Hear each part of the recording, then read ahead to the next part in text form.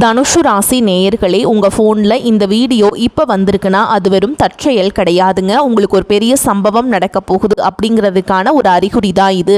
இதுவரைக்கும் உங்கள் வாழ்க்கையில் எல்லாமே விளையாட்டாக இருந்திருக்கலாங்க. ஆனால் இனிமேல் நிலைமை மாறப்போகுதுங்க. பிரச்சனைகள்லேருந்து உங்களுக்கு ஒரு பெரிய விடுதலை கிடைக்க போகுதுன்னு ஒரு பக்கம் சந்தோஷப்பட்டாலும் இன்னொரு பக்கம் ஒரு பெரிய ஆபத்தும் காத்துக்கிட்டு இருக்குங்க.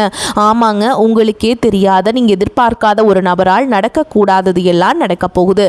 அந்த நபரை சமாளிக்க ஒரே ஒரு வழி தான் இருக்குது. அதை சொல்கிறதுக்கு முன்னாடி உங்கள் மேலே இருக்கிற அந்த திருஷ்டியும் கெட்ட சக்தியும் விலகணும்னா உங்கள் குலதெய்வத்தோட பேரை கீழே கமெண்ட் பாக்ஸில் சொல்லுங்கள். குலதெய்வத்தோட பேரை உச்சரிக்கும் போதே அந்த அரண் உங்களை சுற்றி உருவாக ஆரம்பிக்கும்.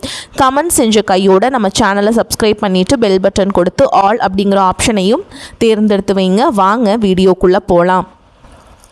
தனுஷு ராசிக்காரர்களே, உங்கள் காத்திருப்பு முடிவுக்கு வருகிறது. உங்கள் கஷ்டங்கள் பனி போல விலகி ஒரு புதிய பொற்காலம் தொடங்க போகிறது. உங்கள் தலைவிதியை மாற்றக்கூடிய சக்தி வாய்ந்த நாட்களாக அமையப் போகிறது. இனி வரக்கூடிய நாட்களில் அப்படி என்ன நடக்கப் போகிறது, நீங்கள் யாரிடம் கவனமாக இருக்க வேண்டும், விரிவாக பார்ப்போம். தனுஷு ராசி நேயர்களே, உங்கள் வாழ்வின் இருண்ட காலம் முடிந்து வசந்த காலம் வீசப்போகும். இந்த பொன்னான தருணத்தை நாம் இப்போது விரிவாக பார்க்க போகிறோம். கடந்த சில ஆண்டுகளாகவே நீங்கள் அனுபவித்த மனவேதனைகளும் சொல்லணும்னா துயரங்களும் கொஞ்சம் நஞ்சம் அல்லைங்க. எதை தொட்டாலும் தடை, எடுத்த காரியங்களில் தோல்வி, உறவுகளுக்குள்ள விரிசல் என ஒரு வழித்தடத்தில் சிக்கி தவித்த உங்களுக்கு இனி வரக்கூடிய நாட்கள் ஒரு மிகப்பெரிய வரப்பிரசாதமாக அமைய போகின்றன. விண்ணில் சஞ்சரிக்கும் கோள்களின் நிலையில் இப்போது ஒரு மிகப்பெரிய மாற்றம் நிகழ்கிறது. உங்கள் ராசிநாதனான குரு பகவானின் அருட்பார்வையும் மற்ற கோள்களின் சுழற்சியும் உங்களுக்கு சாதகமாக திசை திரும்புகின்றன. இதுவரை உங்களை சுற்றியிருந்த எதிர்மறை ஆற்றல்கள் அனைத்தும் விலகி நேர்மறையான அதிர்வுகள் உங்கள் இல்லத்தையும் உள்ளத்தையும் நிரப்பப் போகின்றன. முதலாவதாக உங்கள் பொருளாதார நிலையை பற்றி பார்ப்போம். இத்தனை காலம் கையில் காசு தங்கவில்லையே, வந்த வழியே செலவாகிறதே என்று வருத்தப்பட்ட காலம் முடிந்துவிட்டது. தடைபட்டு நின்ற சுபகாரியங்கள், அதாவது திருமணம், வீடு கட்டுதல் அல்லது புதுமனை புகுவிழா போன்ற நற்காரியங்கள் இப்போது தங்குதடையின்றி அரங்கேறும். நீண்ட நாட்களாக திரும்பி வராது என்று நீங்கள் கைவிட்ட கடன்கள் வட்டியோடு உங்களை வந்து சேரும். எதிர்பாராத திசையிலிருந்து பண வரவு உண்டாகும். முன்னோர்களின் சொத்துக்களில் இருந்த வில்லங்கங்கள் நீங்கி உங்களுக்கு சேர வேண்டிய பங்கு முறையாக வந்து சேரும். இது வெறும் அதிர்ஷ்டம் மட்டும் அல்ல, உங்க உழைப்பிற்கு இறைவன் கொடுக்கும் அங்கீகாரம். அடுத்ததாக தொழில் மற்றும் வேலை வாய்ப்பு குறித்து பார்த்தோமானால் இது ஒரு புரட்சிகரமான மாற்றமாக இருக்கும். தகுந்த வேலை கிடைக்காமல் திண்டாடிய இளைஞர்களுக்கு அவர்களின் தகுதிக்கேற்ற உயரிய பதவிகள் தேடி வரும். ஏற்கனவே பணியில் இருப்பவர்களுக்கு ஊதிய உயர்வுடன் கூடிய பதவி உயர்வு கிடைப்பதற்கான வாய்ப்புகள் மிக அதிகம். மேல் அதிகாரிகளின் பாராட்டும் சக ஊழியர்களின் ஒத்துழைப்பும் உங்களை உற்சாகப்படுத்தும். வியாபார விஷயத்தில் இருக்கிறவங்களுக்கு இது ஒரு பொற்காலம். தேக்க நிலையில் இருந்த சந்தை நிலவரம் மாறி உங்கள் பொருட்கள் அதிக விலைக்கு விற்பனையாகும். புதிய கிளைகளை தொடங்குவதற்கு, புதிய முதலீடுகளை செய்வதற்கும் இதுவே மிகச்சிறந்த தருணம். கூட்டாளிகளுடன் இருந்த மன கசப்புகள் நீங்கி ஒற்றுமை பலப்படும். குறிப்பாக இனி வரக்கூடிய நாட்கள் உங்கள் வாழ்வின் திசையை மாற்றப் போகின்றன. இந்த நாட்களில் உங்கள் உள்ளுணர்வு மிகவும் வலிமையாக இருக்கும். நீங்கள் எடுக்கும் ஒவ்வொரு சிறிய முடிவும் பின்னாளில் ஒரு மிகப்பெரிய ஆலமரமாக வளர்ந்து உங்களுக்கு நிழல் தரும். புதிய ஒப்பந்தங்களில் கையெழுத்திடுவது, புதிய நபர்களை சந்திப்பது என எதை செய்தாலும் முழு ஈடுபாட்டுடன் செய்யுங்கள். உங்கள் பேச்சில் ஒரு வசீகரம் உண்டாகும். அது மற்றவர்களை எளிதில் ஈர்க்கும். இத்தனை நன்மைகள் நடக்கும்போது நீங்கள் சற்றும் தளர்ந்து விடக்கூடாது.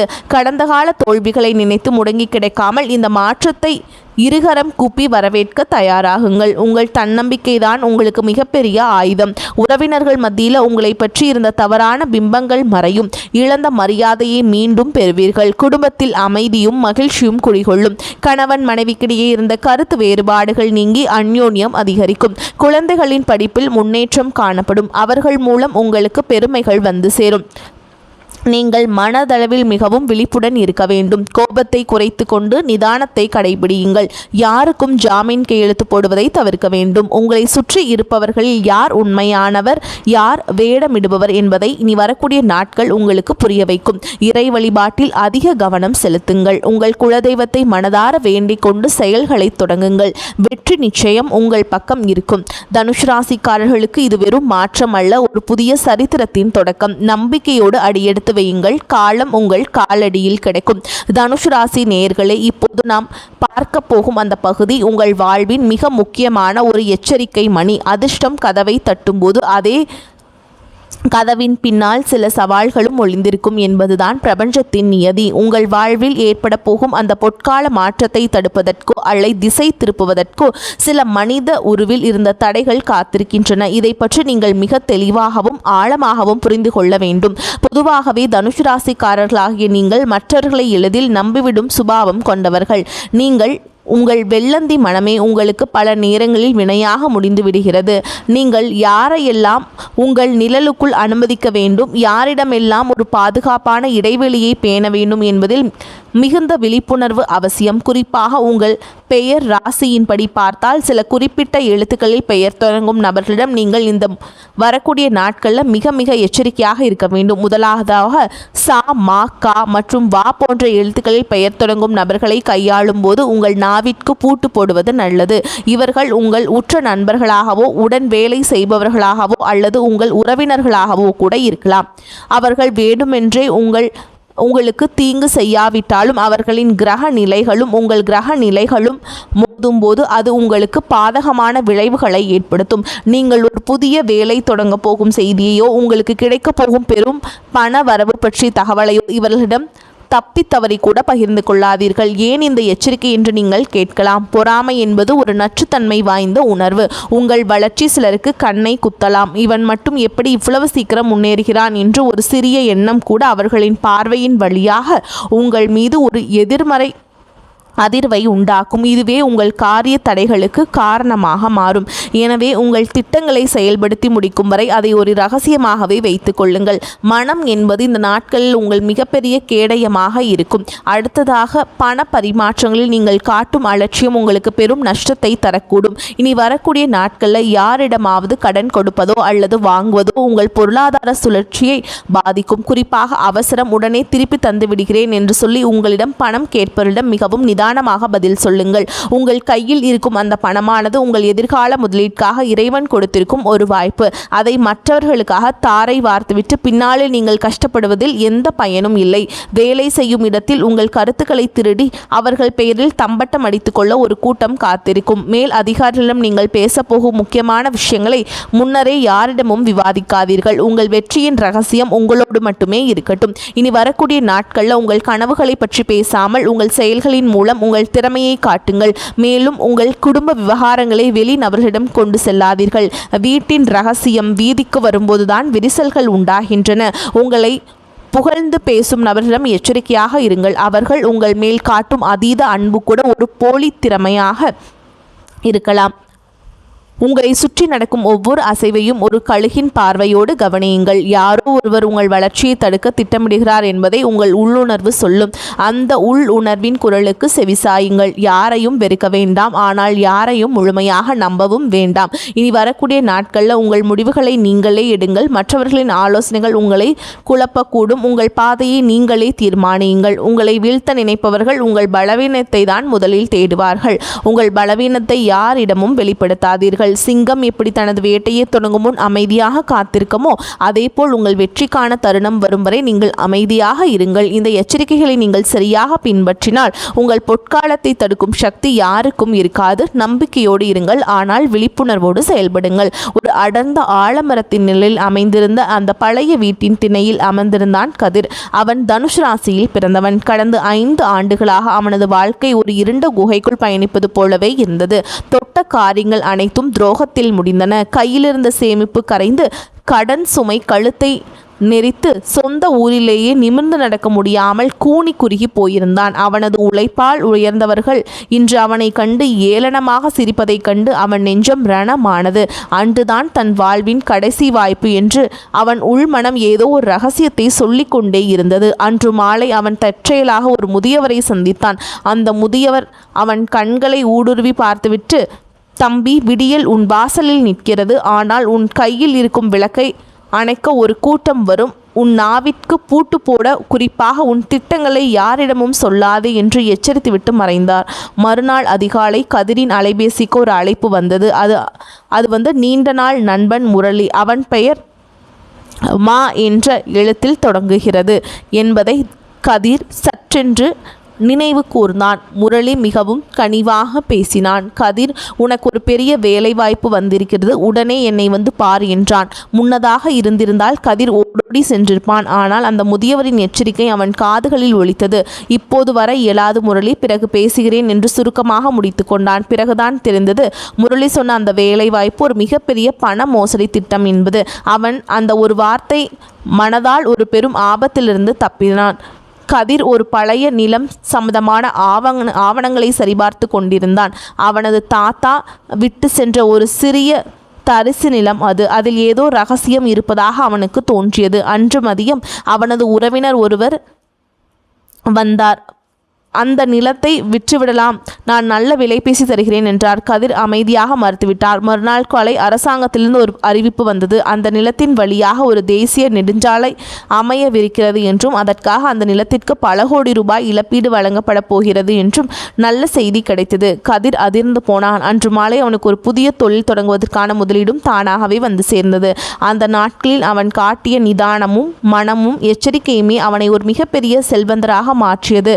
அவனது பொற்காலம் உண்மையில் தொடங்கிவிட்டது. இத்தனை காலம் அவனை தூற்றியவர்கள் எல்லாம் இப்போது அவன் வீட்டு வாசலில் வரிசை கற்றி நின்றனர். ஆனால் கதிர் இப்போது பழைய கதிரல்ல. யாரிடம் பேச வேண்டும், யாரிடம் கவனமாக இருக்க வேண்டும் என்ற சூட்சுமத்தை கற்றுக்கொண்டான். அவன் ராசியின் அதிபதியான குரு பகவானின் அருளும் அவனது விழிப்புணர்வும் இணைந்து அவனை ஒரு புதிய சிகரத்திற்கு அழைத்து சென்றன. வானில் மின்னல் வெட்டுவது போல் அவனது வாழ்வில் ஏற்பட்ட அந்த திடீர் திருப்பம் உருக்கிய ஒரு பாடமாக அமைந்தது. தனுஷ் ராசிக்காரர்களுக்கு காலம் பதில் சொல்லும் என்பதற்கு கதிரின் வாழ்வே ஒரு சாட்சியாக மாறியது. தனுஷ் ராசி அன்பர்களே, உங்கள் வாழ்வில் வீசப்போகும் இந்த அதிர்ஷ்ட காத்தை அப்படியே தக்க வைத்து கொள்ளவும் வரப்போகும் நன்மைகளை இரட்டிப்பாக்கிக் கொள்ளவும் நீங்கள் செய்ய வேண்டிய ஆன்மீக கடமைகள் குறித்து இப்போது ஆழமாக பார்ப்போம். விதியின் பயனை மதியால் வெல்லலாம் என்பார்கள். அந்த மதியை தீட்ட நமக்கு இறைவனின் அருள் மிக மிக அவசியம். இனி வரக்கூடிய நாட்களில் நீங்கள் மேற்கொள்ள வேண்டிய சில எளிய அதே சமயம் மிக வலிமையான வழிபாட்டு முறைகள் உங்கள் தலையெழுத்தையே மாற்றும் வல்லமை கொண்டவை. முதலாவதாக, உங்கள் ராசிக்கு அதிபதியான குரு பகவானின் அருளை பெறுவது மிக மிக முக்கியம். வியாழக்கிழமைகள் தோறும் அருகில் இருக்கும் சிவன் கோயிலுக்கு சென்று அங்கிருக்கும் தட்சிணாமூர்த்தி பகவானை தரிசனம் செய்யுங்கள். அவருக்கு மிகவும் பிடித்தமான மஞ்சள் நிற மலர்களால் அர்ச்சனை செய்வது உங்கள் வாழ்வில் மங்களமான நிகழ்வுகளை கொண்டு வரும். மஞ்சள் நிறம் என்பது மங்களத்தின் குறியீடு மட்டுமல்ல, அது நேர்மறை ஆற்றலை ஈர்க்கும் ஒரு காந்தம் போன்றது.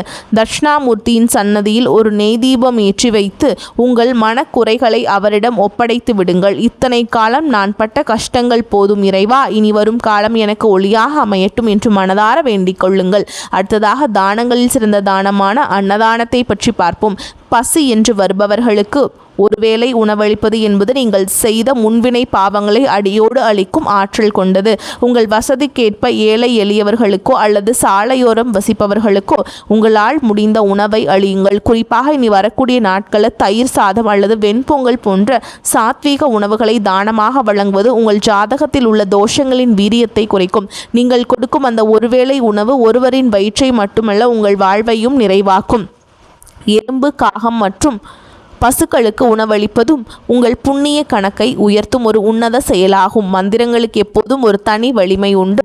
ஒளி அதிர்வுகள் உங்கள் உடலிலும் மனதிலும் ஒரு பெரிய மாற்றத்தை உண்டாக்கும். இனி வரக்கூடிய நாட்களில் அதிகாலையில் எழுந்து குளித்து முடித்தவுடன் கிழக்கு நோக்கி அமர்ந்து ஓம் நமோ நாராயணாய என்ற மந்திரத்தை 108 முறை உச்சரியுங்கள். நாராயணனின் நாமம் எங்கு ஒலிக்கிறதோ அங்கே மகாலட்சுமி வாசம் செய்வாள் என்பது ஐதீகம்.